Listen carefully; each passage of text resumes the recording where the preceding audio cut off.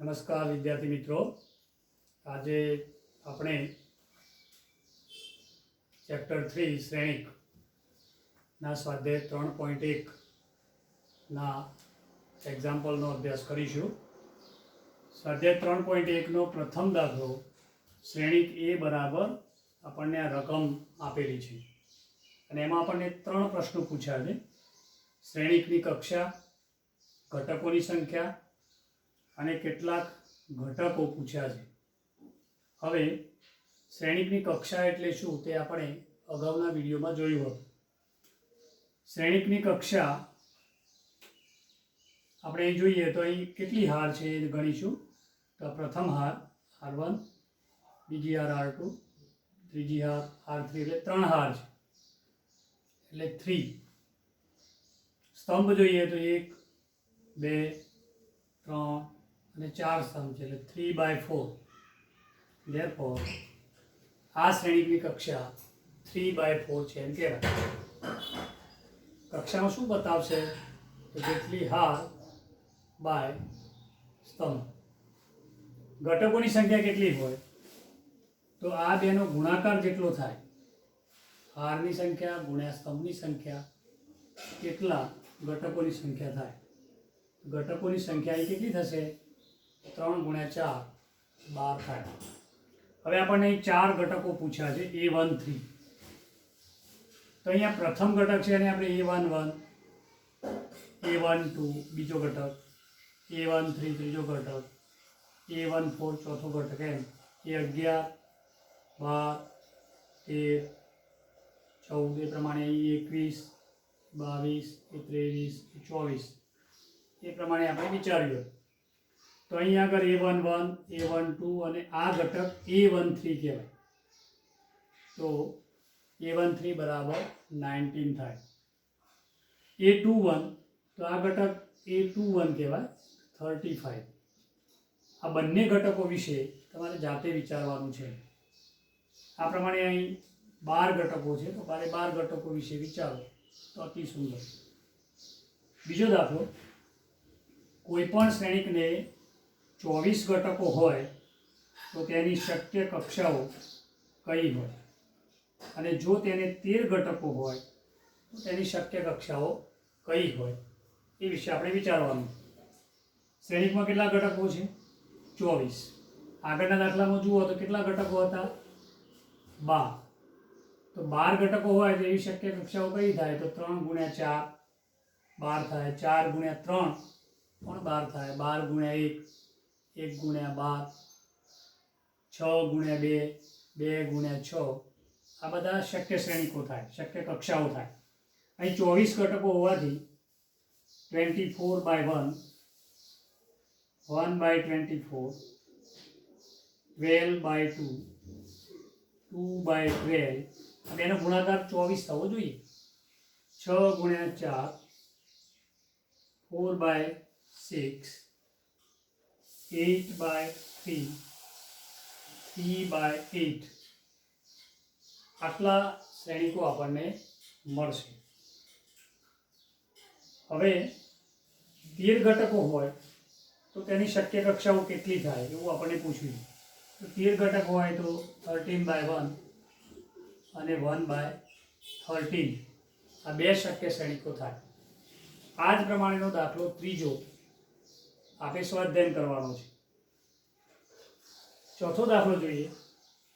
કોઈ 2/2 શ્રેણિક, અહીં 2/2 આપેલા છે, 2/3 આપેલા હોય, 3/2 આપેલા હોય, 3/4 આપેલા હોય, 4/3 આપેલા હોય, ગમે તે આપેલું હોય.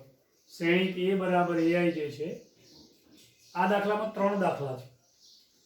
એમાંથી એક દાખલો આપણે પસંદ કર્યો છે, બાકીના 2 દાખલા આપણે હોમવર્કમાં કરવાના છે. AI જે બરાબર I + J² / 2 છે તો શ્રેણિક A શોધો.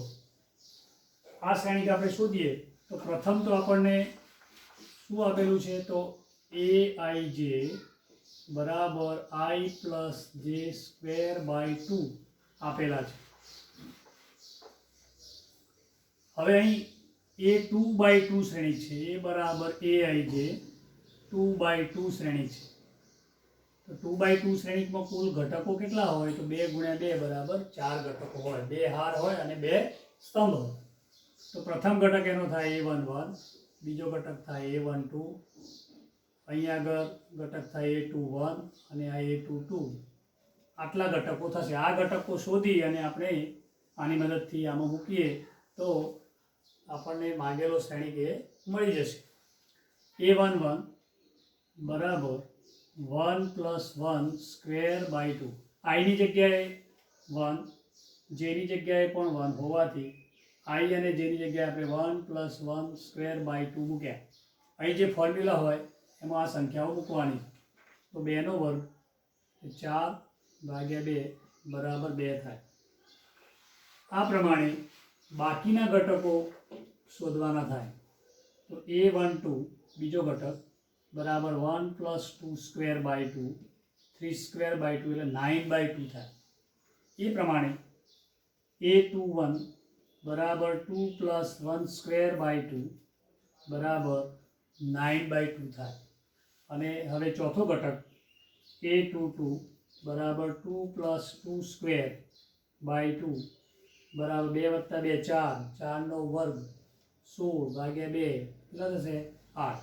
તો આ બધા ઘટકો આપણે જે શોધ્યા એ આ શ્રેણીમાં મૂકીએ તો a બરાબર a11 કેટલા મળે આપણને? 2, a12 9/2, a21 એ પણ 9/2 અને a22 8 મળે. આ પ્રમાણે આપણને માગેલો શ્રેણિક મળ્યો. બાકીના 2 દાખલા અને 5મો દાખલો આ જ રીતના હોવાથી આપ એને સ્વાધ્યાય કરશો. છઠ્ઠો દાખલો જોઈએ. છઠ્ઠો દાખલો શ્રેણિકોની સમાનતાની આપણે જે વ્યાખ્યા જોઈ હતી એના આધારે આપણે ગણવાનો થાય. તો એ દાખલા વિશે આપણે વિચાર કરીએ. એમાં આપણને 2 શ્રેણિકો આપેલા છે અને બંને શ્રેણિકોની વચ્ચે બરાબરની નિશાની. આ એક શ્રેણિક, આ બીજો શ્રેણિક, બંનેની વચ્ચે બરાબરની નિશાની. એનો મતલબ થાય આ બંને શ્રેણિકો સમાન શ્રેણિકો છે. અને આપણે સરખાવીએ તો પ્રથમ ઘટક x + y બરાબર 6 થાય. x + y બરાબર 6. બીજો ઘટક 2 ની જગ્યાએ 2 છે. ત્રીજો ઘટક xy બરાબર 8 આપેલા છે. અને 5 + z બરાબર 5. 5 + z = 5. હવે આ 5 અને 5 જશે એટલે z બરાબર કેટલા મળશે આપણને? 0. આ બંનેમાં 4 × 2 8 થાય અને 4 + 2 અથવા 2 + 4 6 થાય.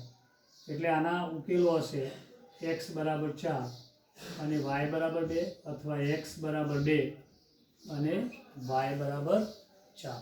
આમ x ની કિંમત 2, y ની કિંમત 4 અને z ની કિંમત 0 મળે છે. હવે આના જેમ જ આપણે 7મો દાખલો ગણીશું. એ આપણે સ્વાધ્યાય કરવાનો છે. 8મો દાખલો જોઈએ તો એમાં a બરાબર aij ચોરસ શ્રેણિક છે એવું આપણને આપેલું છે. ચોરસ શ્રેણિક. ચોરસ શ્રેણિકમાં હાર અને સ્તંભની સંખ્યા સમાન હોય એટલે n/n. જેટલી હાર હોય એટલા સ્તંભ હોય. તેથી અહીં m/n આપેલ છે. તો m અને n બંને સરખા હશે. એટલે આપણું જે ત્રીજો ઓપ્શન છે m બરાબર n એ આપણો જવાબ થશે. હવે છેલ્લો દાખલો 10મો. એની અંદર આપણને આવું આપેલું છે કે પ્રત્યેક ઘટક 0 અથવા 1 હોય તેવા 3x3 કક્ષાવાળા શ્રેણિકોની સંખ્યા શોધો. તો 3x3 શ્રેણિક હોવાથી એની અંદર 9 ઘટકો હશે. 3x3 1 2 3 4 5 6 7 8 9. આ 9 સ્થાન આપણે કોના વડે પૂરવાના થાય? 0 અને 1 વડે. તો 0 અને 0 અથવા 1 વડે. તો 0 અથવા 1 વડે આ સ્થાન ક્રમચય સંચય પ્રમાણે કેટલી રીતે ભરાય? તો આ સ્થાન 2 રીતે ભરાય. એ પ્રમાણે આ સ્થાન 2 રીતે ભરાય. એ પ્રમાણે આ સ્થાન 2 રીતે ભરાય. એમ કુલ કેટલા સ્થાન છે? 3x3 હોવાથી 9 ઘટકો છે, 9 સ્થાન છે. તેથી પ્રથમ સ્થાન 2 વડે, બીજું સ્થાન 2 રીતે, ત્રીજું સ્થાન પણ 2 રીતે, એમ 9 સ્થાન 9 વખત 2 ની 9 ઘાત બરાબર 512 આટલા શ્રેણિકોની સંખ્યા થશે. વિદ્યાર્થી મિત્રો, આપને કેટલાક દાખલા મેં સ્વાધ્યાય માટે આપ્યા છે, એ આપ ગણશો. કોઈ પણ પ્રશ્નો પ્રોબ્લેમ હોય જ્યારે પણ આપણી શાળા ખુલે ત્યારે આપ એ પૂછી શકો છો અને આના ઉદાહરણોનો પણ અભ્યાસ કરી શકો છો. આવતા વિડીયોમાં આપણે શ્રેણિકોના સરવાળા, શ્રેણિકો પરના ગુણધર્મો, શ્રેણિકોનો ગુણાકાર એ વિશે વધુ અભ્યાસ કરીશું.